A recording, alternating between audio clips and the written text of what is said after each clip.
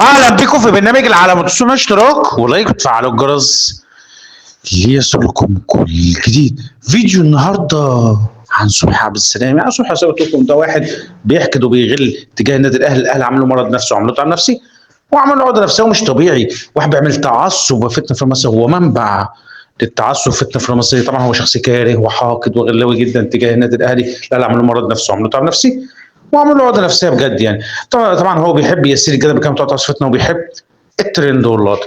طبعا صبحي طبعا هو بيقول كلام بشع عن النادي، كلام غير محترم عن النادي، كلامه بينم عن التعصب والفتنه في مصر. بيقول طبعا هو كان كله كذب وافتراءات. انا بيقول حاجات اصلا مش موجوده على ارض الواقع، بيقول حاجات اصلا مش من وحي خياله. فواضح الاهلي عملوا مرض نفسي وعملوا تعب نفسي وعملوا عقده نفسيه بجد. يعني طبعا صبحي طبعا هو ب 100 وش بتلاقيه ما عندوش شخصيه اصلا، ما عندوش مبدا في حياته. تلاقيه هو منافق ومدرس وكذاب وانه بيكره وبيغل وبيحقد. والشهر من قبل تجاه النادي الاهلي عمل مشكله وعمل عقده من سنين لانه هو بيكره وبيغل تجاه النادي الاهلي. طبعا يعني في فيديوكم بجد والله العظيم حاجه في منتهى الحد والغل وحاجه غير محترمه وحاجه في منتهى التعصب فتنه. تعالوا معايا كده. ده الاهلي عنده، لكن كلها القاب من دي، القاب مشوهه، القاب غير حقيقيه. يعني والله عايز اقول لك، والله العظيم عايز اقول لك، يعني صبحي على السلام. يعني والله عايز اقول لك يا صبحي على السلام، اللي يعني الاهلي هيفضل مجننك ومربي لك الخفيف. صبحي على السلام طلع بيقول يعني كميه حقد وغل وحاجه غير محترمه وحاجه مش يعني حاجه غير محترمه وحقد وغل يعني. طلع بيقول ان بعض الالقاب من النادي الاهلي كلها القاب مشوهه ومش عارف ايه.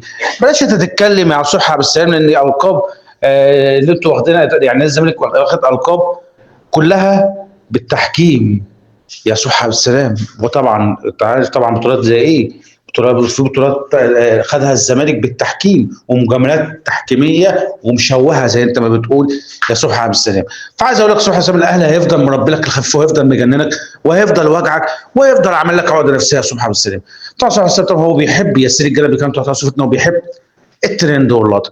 طبعا صبحي عبد السلام طبعا هو طبعا هو كاره للنادي الاهلي كده على النادي الاهلي. صبحي عبد السلام اعرف حجمك قبل ما تتكلم عن النادي الاهلي. استنوا في حلقه بكره برنامج العالمي. السلام عليكم. رايح للاهلي انسى وارجع فرحان اكيد كسبان.